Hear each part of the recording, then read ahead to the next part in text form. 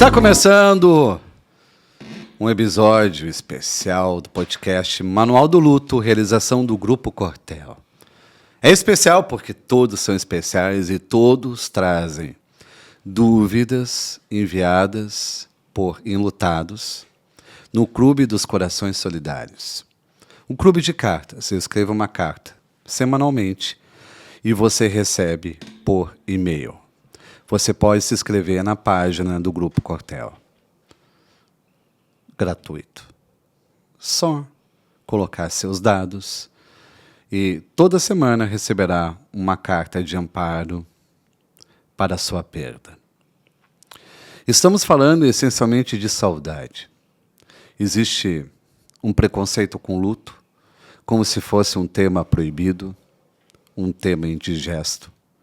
Um tema que a gente só tem que lidar quando somos surpreendidos por uma falta em nossa vida. Não é verdade. O luto deveria ser muito mais coloquial, cotidiano, debatido, para que ninguém se sinta mal por falar dele. A Camila está presente. Camila! Boa tarde, Fabrício. Bom dia, né? Não sei que horário vamos ver o podcast. Todos os turnos, você pode ouvir o podcast qualquer hora. Ele tem uma liberdade de madrugada que ninguém vai ficar vigiando você. Camila, você está com cartinhas novas. Estou com cartinhas novas, vários relatos dos nossos integrantes do Clube dos Corações Solidários. E eu sou uma espécie de palpiteiro. Palpiteiro sentimental. É um consultório. Talvez não exista esse consultório no país. Creio que não. Que é o consultório sobre o luto. Exato. Justamente trouxemos aqui esse momento para que a gente tenha... A gente não vai dizer que é o único consultório do luto do país, mas eu acho que a gente não tem equivalente mesmo. Acredito que não. Quem está nos ouvindo pode dizer que se tem ou não tem. Tente encontrar. Exato. Vamos começar, então, pelo relato da Mari. Ela compartilhou conosco o seguinte. Passo por um momento muito triste. Perdi minha mãe há 1 ano e 3 meses, mas meu maior sofrimento é ver a tristeza da minha filha, hoje com 7 anos e 3 meses. A avó morreu no dia em que a pequena completava 6 anos. Desde então, os choros, a tristeza, a saudade é constante. Dói perder a mãe, mas ver um filho sofrendo dói mais ainda. Ver o atraso no aprendizado, a necessidade de acompanhamento psicológico e ainda ter que se manter forte para ampará-la. Mas ninguém quer saber da nossa luta. Obrigada pelo desabafo. Ela não está chorando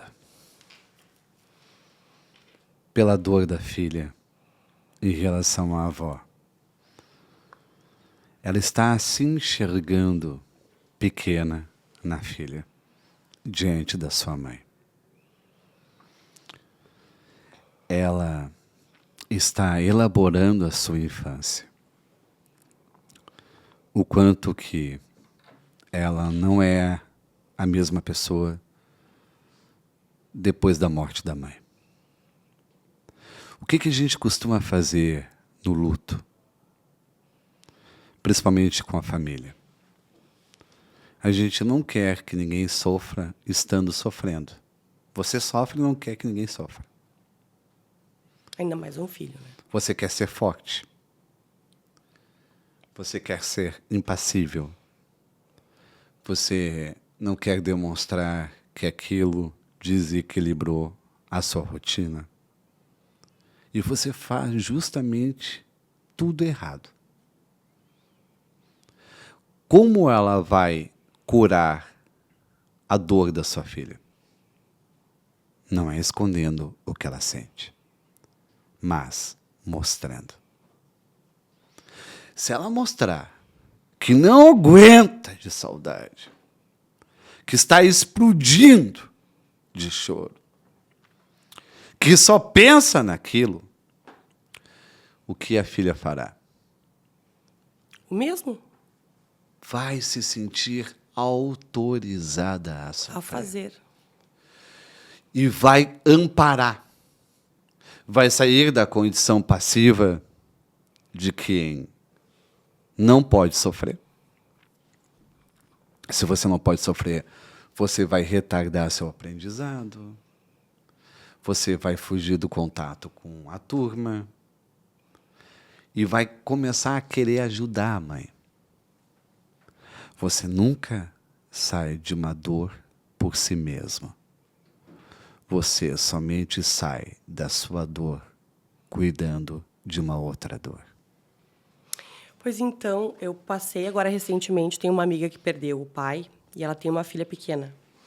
E ela comentou comigo que achou muito estranho que a filha não estava expressando o sentimento.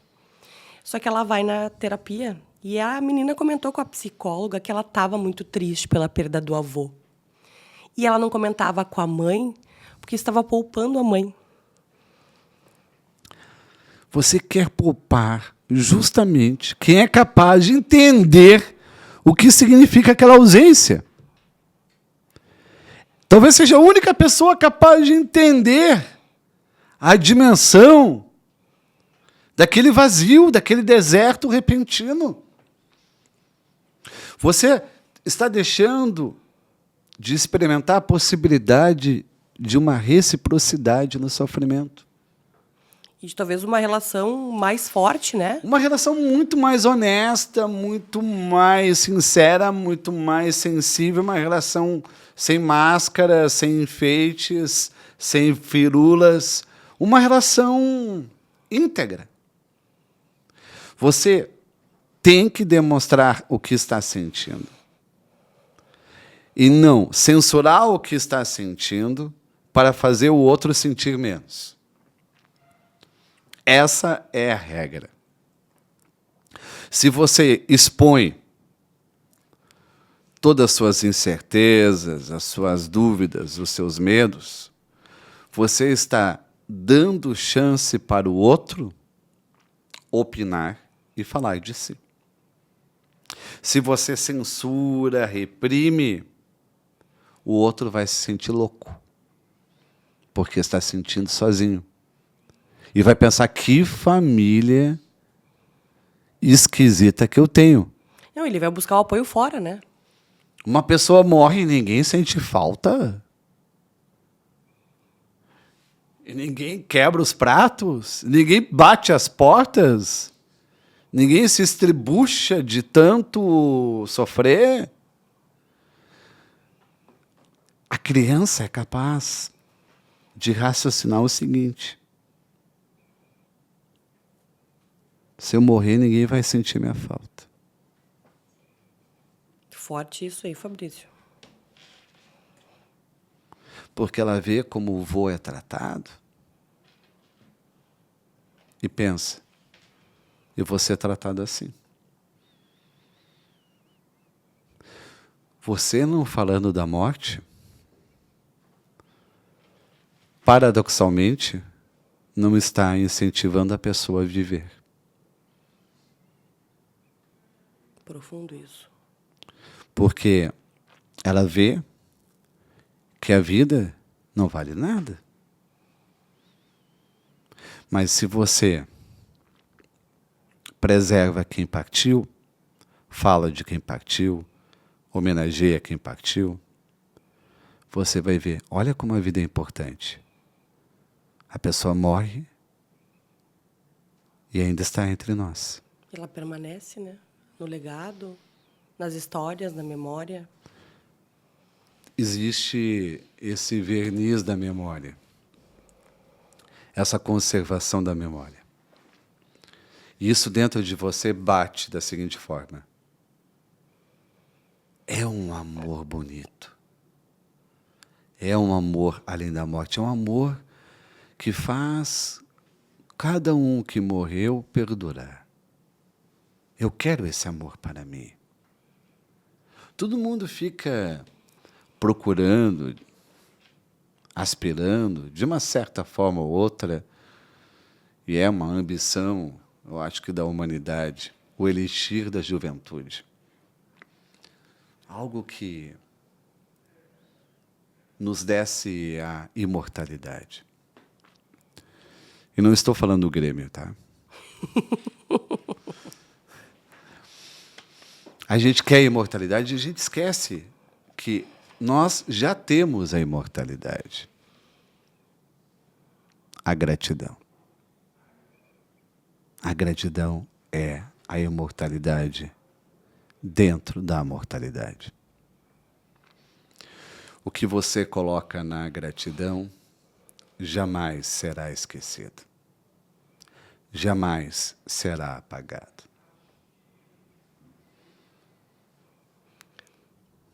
Bem profundo e reflexivo isso, né? Fiquei pensando aqui. Mas vou trazer mais um relato aqui da Graziele. Carpinejar, toda vez que recebo seus textos, tenho uma impressão que escreve meus pensamentos. Escrevo eles. Os pensamentos não é um Wi-Fi seguro. Cuidado com os pensamentos. Você se expressa de uma forma clara e objetiva, que é o que ela sente, né? Que honra ler e me fazer voltar no tempo em momentos felizes da minha vida. Obrigada por dividir teu dom de escrever, mesmo sendo um momento difícil, mas fazer voltar e sentir o amor vivido naquele momento. Aí ela agradece aqui. O que ela está dizendo é o seguinte. Nós temos uma obsessão pelo presente, pelo agora. Tem que viver o agora, é o instante. Não pode ficar pensando muito no futuro, não pode ficar preso ao passado. Essa nossa postura acaba nos prejudicando. Porque nós precisamos revisar o nosso passado. O nosso passado não é um produto acabado. Nós mudamos o passado conforme cada passo que estamos dando. Você muda o seu passado. A gente tem a ideia de que o passado ele é inalterável. Não. Você pode dizer, Camila, é o amor da minha vida. 3 anos depois? Não é mais. Mas como? Aí, você conhece um outro amor. Da sua vida. Da sua vida. E isso vai alterar a forma como você se relacionava com aquele amor anterior. Verdade. Ou seja, você está mudando a hierarquia do seu passado. O que era prioritário não é tão prioritário mais. É secundário. Fica para depois. Você vai mudando a ordem da sua eleição afetiva. Cada acontecimento da nossa vida vai alterando o passado. Então, nós temos essa obrigação saudável de ficar revisando o passado, ajeitando o passado, arrumando as gavetas. Tem coisas do nosso passado que a gente pode dizer, não me serve mais, e jogar fora. Você não faz isso com uma faxina nas gavetas? Com certeza. Você guarda um jornal que você diz, vai ser importante eu ler um dia. Não. Não, mas alguém pode guardar um jornal. Pensa, um caderno especial, vai guardar. Ok. Tipo, tem uma reportagem vou ler. Tem uma reportagem aqui muito legal, que me interessa. Vou ler. 2 meses passaram, está lá na gaveta, você não leu. Você pensa, vou jogar fora? Não vou ler. Ou você lê ou não lê. E a gente vai colocando coisas fora da nossa gaveta. A gente tem que fazer o mesmo com o passado. Porque a gente vai criando novas lembranças e precisando de espaço. O nosso espaço dentro de si não é infinito. Se você não limpa as gavetas, você tem grandes chances de ter ansiedade, pânico, estresse, burnout. Porque você não está se renovando. Sim, é uma sobrecarga, de certa forma. É uma sobrecarga. Imagina, você tem fatos antigos e fatos novos disputando a sua atenção. E não organiza isso. E não sabe o que cuidar primeiro. Porque você lembra daquilo que aconteceu no passado e que ficou em aberto e não deu uma resposta e tem que também responder uma ocorrência do momento. Você fica em vários tempos dentro de si. É importante fazer essa faxina. Limpar. Não me serve mais. Não me ajuda mais. A gente também tem uma dificuldade de escolher amizades. Renunciar a amizades. Eu vou parecer insensível agora. Mas tem amizades que servem para determinado momento da sua vida. Não são para toda a vida. Tem amizades para toda a vida. Mas tem amizades que são circunstanciais. Concordo. E que você não tem como levar esse afeto mais adiante. E vai sofrer se tentar levar esse afeto mais adiante. Por quê? Um amigo não tem mais nada a ver com você. Ou você mudou. Ou ele mudou. Ou você tem outros projetos, ele não vai entender as suas escolhas. Não tem como ficar arrastando alguém para sempre. Aí você tem que dizer, olha, foi bom, valeu a pena, e ficamos por aqui. E está tudo certo. Nós terminamos relacionamentos. Mas nós temos uma incompetência para terminar amizades. Sim. A gente só termina amizades em graves desentendimentos, em brigas. Brigas. A gente não sabe terminar uma amizade na boa. Tipo, não vou ficar mais falando com você. Vamos dar um tempo. Vou dar um tempo, não vou ficar mais falando com você. Mas eu acho que isso é o que a gente faz de uma forma geral com todos os sentimentos, né? A gente está muito acostumado a fazer a faxina das gavetas, dos calçados, do armário, das roupas. Mas olhar o lado sentimental, emocional, é mais difícil, né? Muito mais difícil. Mas assim, ó, você vai fazer a faxina no seu armário quando? Quando você compra roupas novas. Qual que é o momento de fazer a faxina na memória? Quando você tem novas alegrias. É a mesma relação. Você está vivendo um bom momento? Aproveite para enfrentar as suas tristezas e jogar alguma coisa fora. Exatamente. Vai lá! Ah, sabe aquele desentendimento? Aquela amizade que é ruim? Aquela amizade que é dependente? Diz, não fala mais com essa pessoa. Bloqueia ela. Se livrou de algo. Sim, abriu espaço para algo novo. Algo que você vestia, você não vai vestir mais. Mas o que a gente costuma fazer? A gente quer fazer a faxina quando algo ruim acontece na nossa vida.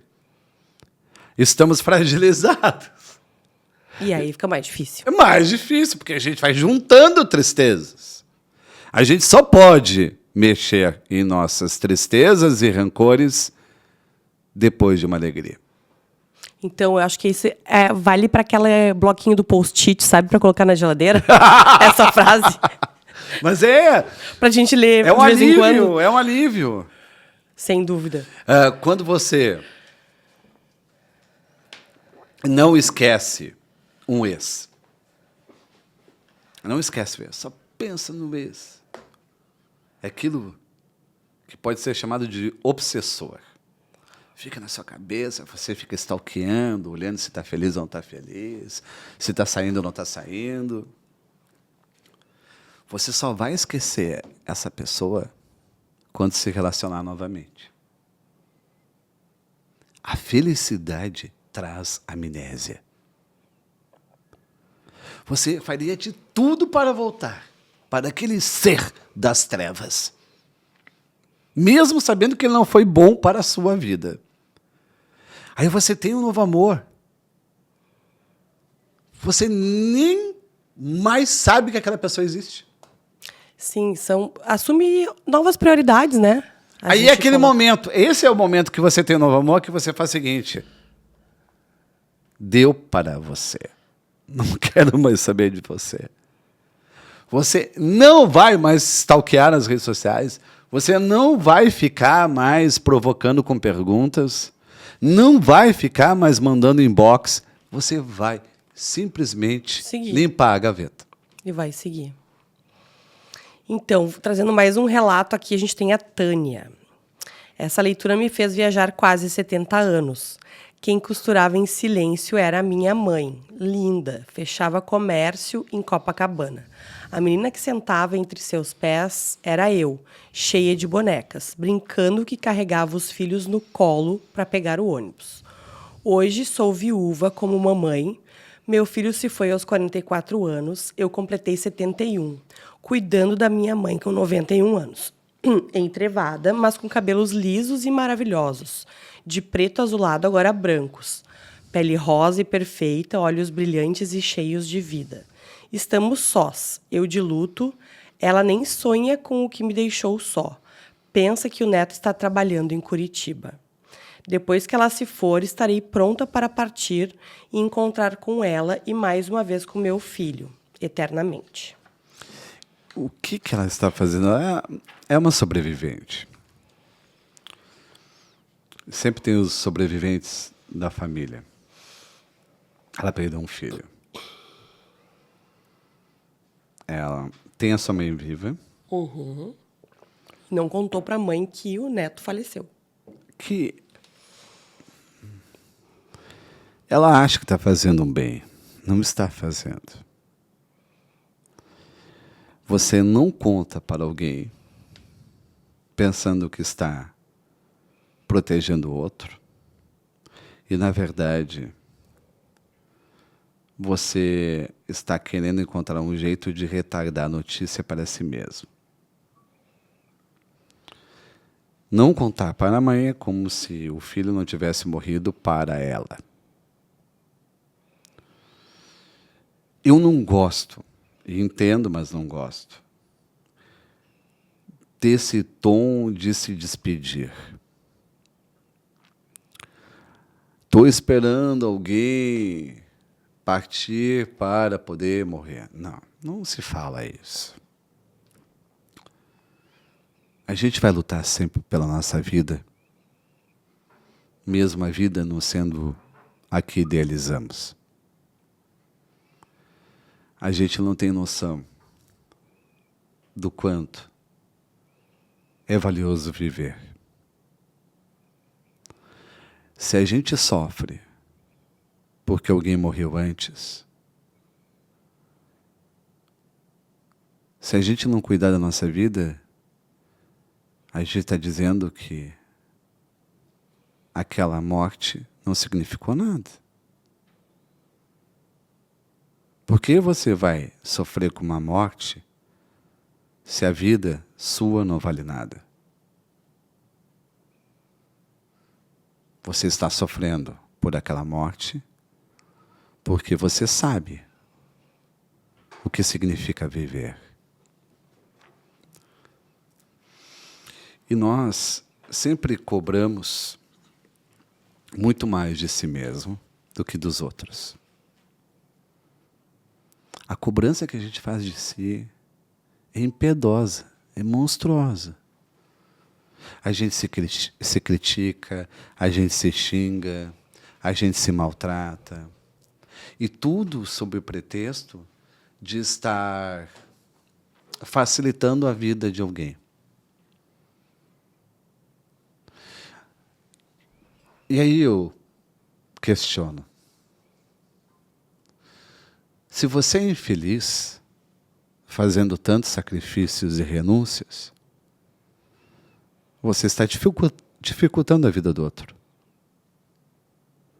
Se você fosse feliz e falasse tudo o que incomoda você, você estaria facilitando a vida do outro. Reprimir tudo o que sentimos é sempre dificultar a vida do outro.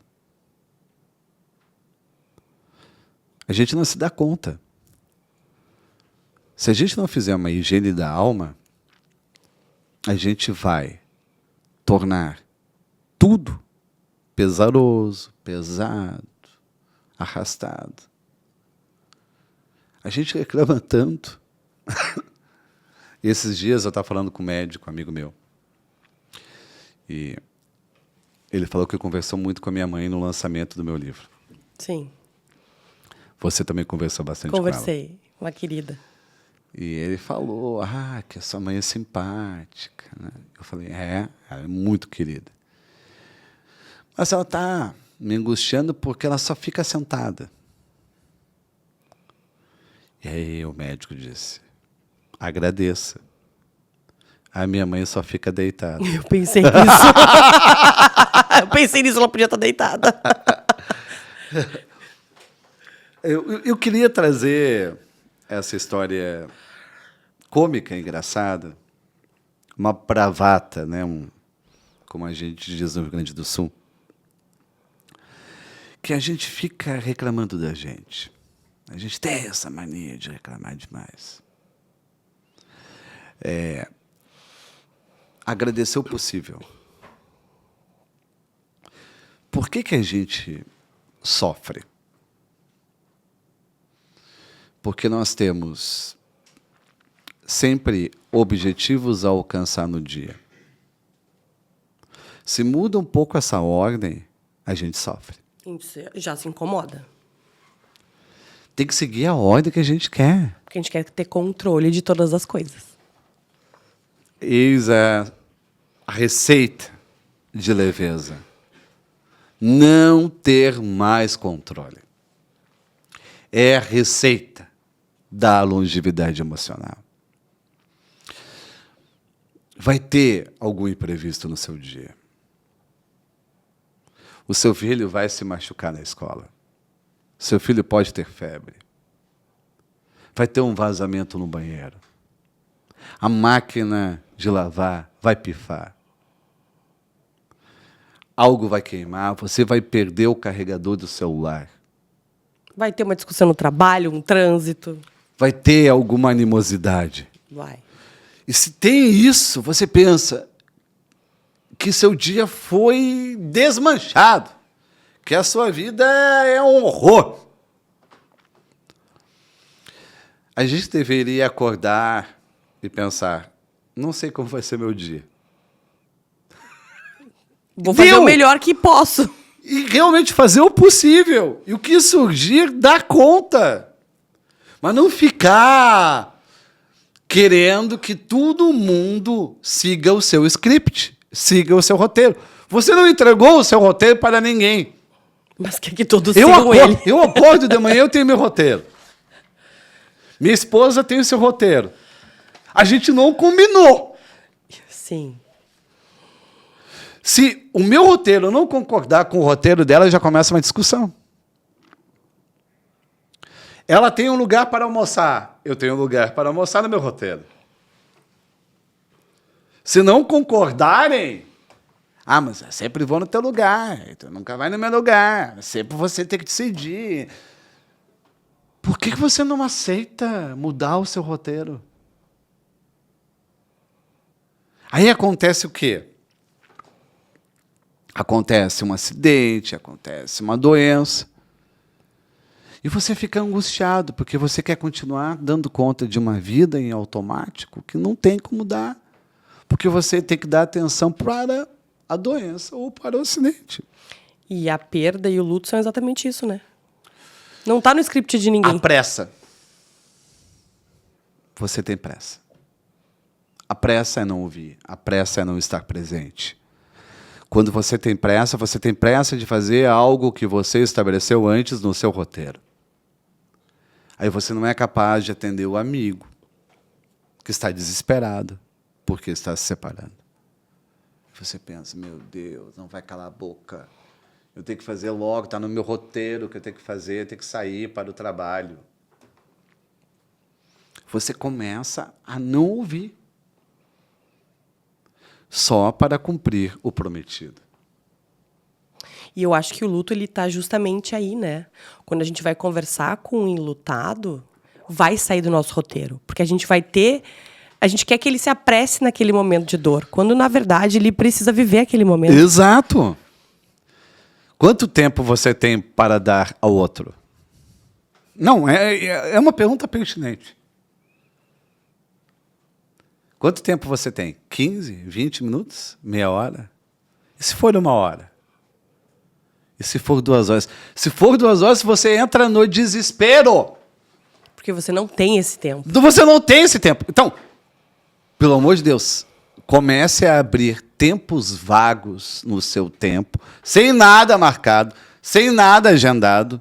Porque ele vai ser preenchido de alguma forma. Vai ser preenchido. Não, mas o que a gente faz? A gente tem meia hora entre o almoço e a volta do trabalho. Vai marcar manicure, vai marcar cabelo. Encher a agenda. Você enche. Enche. Você vai ver, na sua agenda não tem meia hora livre. Não. Se a mãe ligar, Acabou. não tem como atender. E aí a gente se frustra, porque depois a gente não atende. Aí você pensa, eu vou ligar de noite. De noite está tudo ocupado. Você tem todo o seu dia ocupado e não se dá conta. Que vida é essa? É que a gente acha que isso é eficiência. Não é. O nome disso é neurose. Você está neurótico. E aí o luto, ele entra na neurose, né? Pessoas de sucesso têm mais tempo livre. Pessoas ocupadas estão mais próximas do fracasso. Se você tem o seu tempo todo ocupado, eu sei dizer o que você vai alcançar: a doença. Se você tem 1 ou 2 horas livres do seu tempo, você é alguém feliz.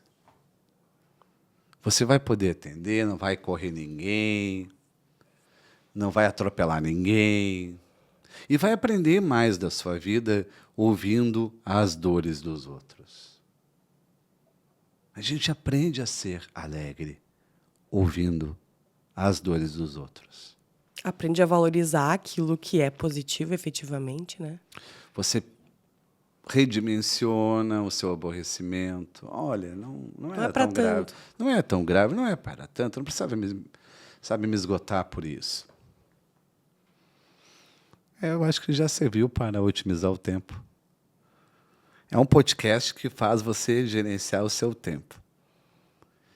Nunca desvalorizando nenhum sofrimento, ou subestimando o sofrimento, ou menosprezando o sofrimento.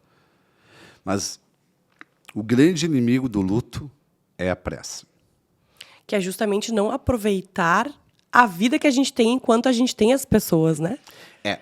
Acho Se você também não dá ao outro o direito de valorizar a sua vida, ou uma partida, ou uma saudade, você, quando precisar desse espaço, dessa contrapartida, não vai ter. Você dá o exemplo do que você quer na vida. O que eu vejo? Pessoas afarentas e indiferentes diante do luto do outro. E quando tem o seu luto, Sentem essa falta.